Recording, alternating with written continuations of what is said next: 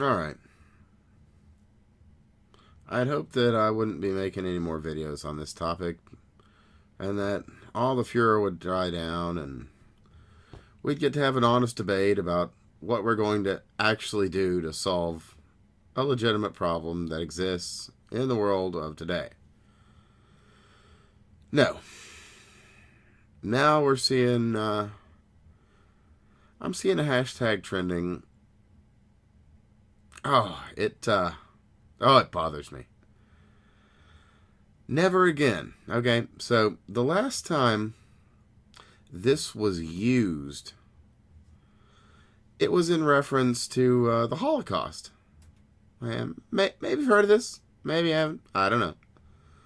It's kind of an important thing. And, well, a lot of people died. And usually when the context of never again is said, it's to say that this will never happen again. And the immediate meaning that can be taken from this statement is that we are armed, and never again will you be able to do that, because we are. Look, we'll use my example from the last video. Yay, look at me, referencing past works.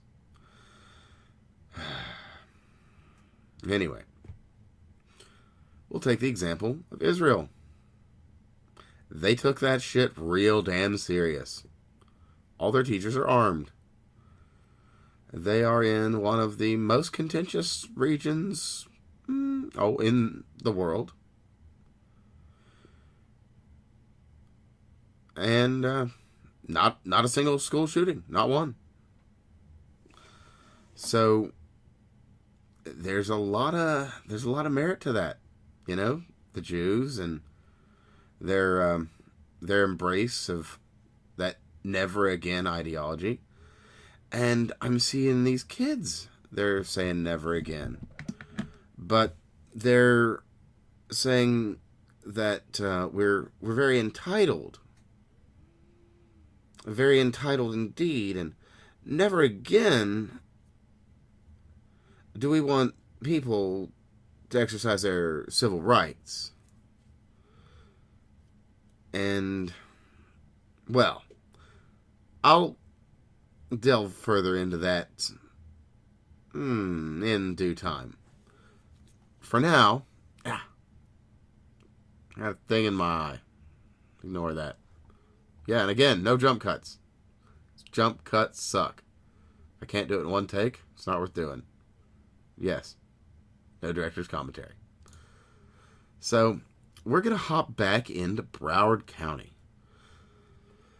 So, it turns out that not only was Officer Peterson the responding officer, it would appear that there were 3 other officers on the scene at the time of the shooting. And at the time of the police arriving and going inside, they were still at the scene,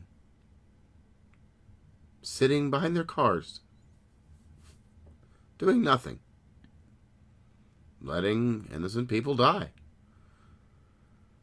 Because they were cowards, and because they were not meant for the job they were in. From some of the things that I'm reading and hearing, if it all comes out, then this situation was almost brought about. Almost. A comedy of horrifying errors allowed something this bad to go down. So, here we are. 17 innocent people dead. I've since learned that coach, whom I referenced previously, if only he'd had a gun, he did. But, being a good, law-abiding citizen that he is, he didn't bring it to school.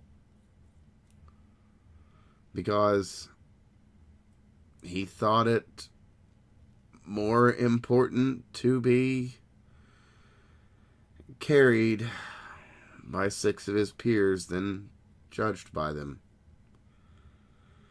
But he's a teacher, and he's just trying to do the right thing, and he did. I mean, you can't fault a hero being a hero, and you never think it's going to be you, so it's always you. Remember that. It's always you. And you're always the first responder. So take what care you can. I mean, if you can't carry a gun, don't carry a gun. There's all sorts of great plates you can get for a backpack. And, you know, hey, maybe you can use the exercise. Get a metal one. Make a day of it or something. I don't know. But take care of yourself. Because you can't save anybody if there's no you. So yeah, we've got 3 more officers. Isn't that super? That's just super freaking duper. Now I'm thinking there was something else. Some note. Well, we'll not delve into the whole Donald Trump pushing some of the classic gun control memes, because there's not much point to it if I'm going to be completely honest. We will, however, hop right back into this filthy, filthy mess. Back to Broward. So, as I had said previously, that there were 39 incidents. Well, I must apologize. I must. Because it would appear that that was fake news. I know. Look at me, just a little cat. Spread fake news everywhere. It's true. It indeed was not 1 a week for the whole year. It indeed was not. It was the paltry, minuscule, and completely ignorable sum of 23. That's almost nothing. I mean, there's 12 months in the year. That's if you do the math, that's technically less than 2 times a month. And who?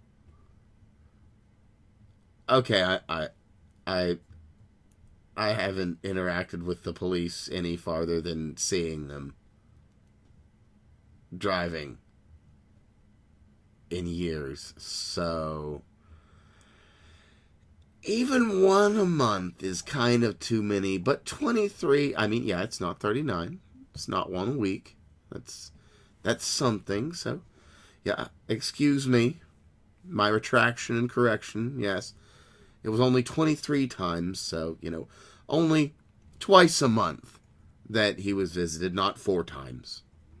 So, no reason to be worried. No reason to be worried. And as we're going into this, I've had a chance to look at some of the initial reports, and, well,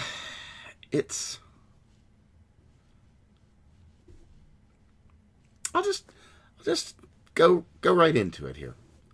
So, Swarm, unfortunately, some of this is redacted. Also, fortunately, I suppose. I'll just read directly from what I've got here. A sworn statement was obtained from witness X, who is employed as a campus monitor at Stoneman Douglas High School. X stated that he observed Cruz, who he recognized as a former troubled student, arrive at the school in a small goldish-colored vehicle. X stated that Cruz was wearing a maroon shirt, black pants, and black hat. X stated that Cruz was carrying a black duffel bag and wearing a black backpack. X stated that he radioed his co-worker to alert him that Cruz was walking purposefully towards the 1200 building. X stated that within a minute he heard gunshots and called a code red, indicating an emergency on campus. Let us dissect this a moment. So, we have an officer of the law, not some campus cop that has no gun, no badge, just a glorified security guard, an actual police officer, recognizes a troubled student whom everyone in school has said is going to be, a school shooter, and who posted online that he would like to be a school shooter. And then there was a previous warning 6 weeks prior stating that there was a very real concern that he would be a school shooter. So, ignoring all this, that has no bearing on any of this, obviously, because it's not endemic, right? It's not a deep-seated and pernicious problem in Broward County? No, certainly not. Certainly this isn't something that has been building as all sorts of things have been hidden away, obfuscated, and downright lied about, if we're being completely honest. And of course, I'll just finish out the following paragraph so that we can have some closure on this, because at least it gives us that. Approximately 1 hour later, a subject fitting the description of the shooter was contacted at Site Beta, block of Wyndham Lakes Boulevard South, Coral Springs, by Coconut Creek Police Department Officer Y, identified as Nicholas, that asshole. White male, date of birth, sometime in 98. Witness Z responded to where Cruz has been located and positively identified that asshole as a person he observed entering the school prior to the shooting. Witness. So this would appear to be a separate individual, because they would state the... maybe that initial witness. The campus monitor. Oh, the campus monitor, then. So they would have called that in. That would be why the fellow came to the back door. Unless this was... well, I can't say exactly what purpose a campus monitor serves, but it would explain why our beloved Officer Peterson went to the back door and, shit his britches. Now, moving on. What else do we have here? One more thing of note. Let's see here. Resource Officer Deputy Peterson, and he refused to share any information with X regarding incident that took place with the Y, but did confirm that Henderson did come out and assess the Y and did not hospitalize the Y. No implication for Y's safety. No implication for Y's safety based on the recommended disposition narrative, as the Y resides with his mother. Oh, so this is talking about the perp, the asshole. No implications for the perp's safety based on the recommended disposition narrative, as the perp lives with his mother, resides, is their word, receives in-home services from Henderson Mental Health? So they even had reason to Section 8 this kid.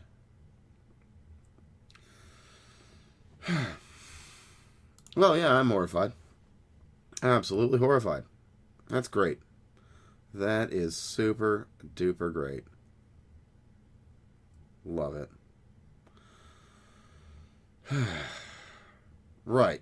Well, now then, let's get back onto that topic of cowardice. And I'll just kind of tear into that one. So, I've said that we should be arming teachers, or perhaps not. I saw a bit of the farcical Counterfeit News Network narrative building exercise the other day, and it disgusted me, as you could imagine it would. It's so weird that I'm looking up. I've got to move that camera, but I've got a big screen. Whatever. Again, commentary. Deal. I've got ADD. I like my Patreon below.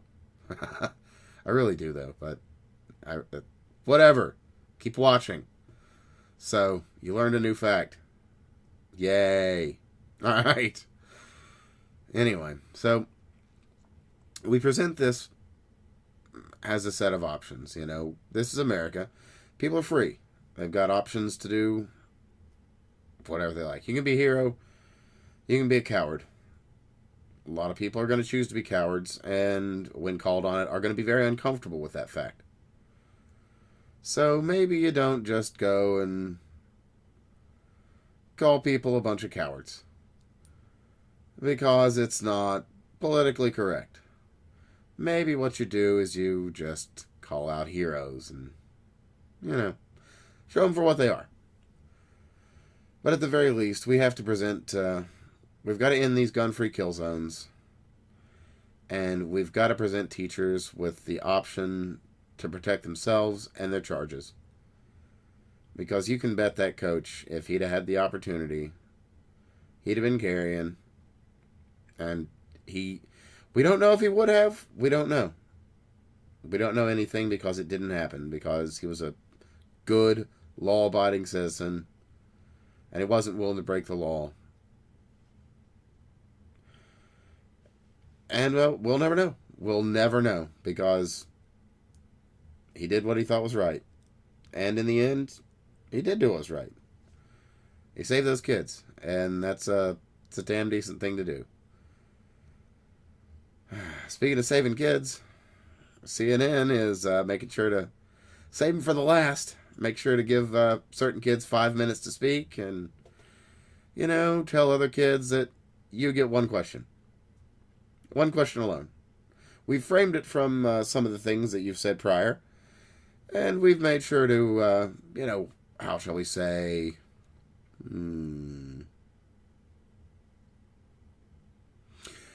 put it in a way that doesn't illegitimize you in any way, but doesn't really give you any time to speak or, shall we say, address your core concerns. And we'll send out an email to confirm that we said it this way, and this way that we said it was completely kind of a non sequitur and a very strange, non-colloquial English kind of way of saying things, like in a kind of vernacular that, I don't know, an alien might use. Like in the it's very peculiar. You should just check out CNN's proof. But I'm sure you can gather what kind of considerations I have for the Counterfeit News Network. Anyway, we need to go back to this teacher issue and the issue of cowardice and bravery. It doesn't necessarily need to be couched that way. Yes, I'm going to get to the civil rights thing. I promise. But the issue with... too much on my mind. The issue with the cowardice and bravery, it's a good motivator. Just tell the stories of heroes. Heroes that save lives. And when you can, tell the stories of cowards who cost lives. Like these officers. They're a great example for what a police officer ought not ever be. I mean, we can look at that serial killer in New York, a couple of years back. You know, some a big fella, worked out, I think. He ran into the guy and got started stabbing him really bad. The big workout exercise dude, big tough guy. He was getting stabbed pretty badly to death. And he's fighting him off, and then there's a police officer. You think, oh, well, that's great. He's going to save my life. I can just maybe hold this guy off a little bit, and he'll drag him off me and handcuff him, and I'm not going to get stabbed and cut anymore, because the guy was... He looked like a horror show. Like Pinhead got a hold of him or something. It was bad. So the police waited until he had largely subdued the guy and, came in there and finished up the job, because protect and serve. Yeah.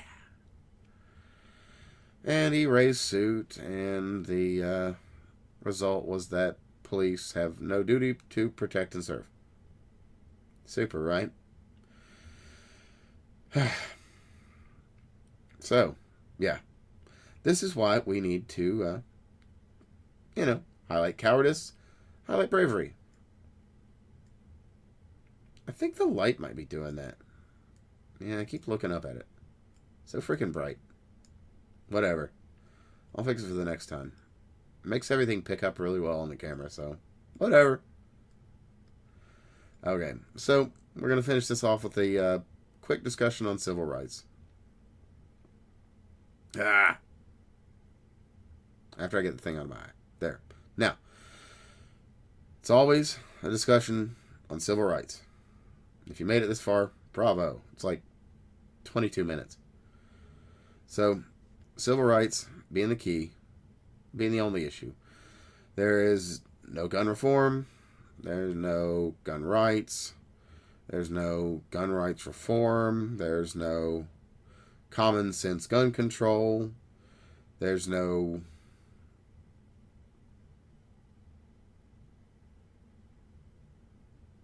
I don't think there's any other words they use. Gun reform? Gun legislation. Yeah, there's none of that. Yeah. Those are all myths. Also, what's a myth? You're going to love this one. You're going to love it. High-capacity magazines and low-capacity magazines. They aren't real. It's mythology. There's no such thing. In technical terms, there are standard capacity magazines and expanded capacity magazines. But that's mechanical. What there actually are high capacities for civil rights and low capacities for civil rights. There are common sense civil rights controls. Common sense civil rights removal. Sensible civil rights legislation. Sensible removal of the civil right. You don't need that civil right. Show me one place in America where you can drive that Corvette you so love at its top speed legally, other than the range. Oh, range, did I say range? I meant the driving range. Oh, sorry, I meant the, what do they call those? Oh, the race track, yes, the racing range. Oh, race track, yes, right. So, show me one place other than the racetrack where you can take that Corvette or that Bugatti or, I don't know, that lovely SUV, and where you can take it up to its top speed. Show me one. There isn't an Autobahn here. There's certainly one in Germany. But that's another story.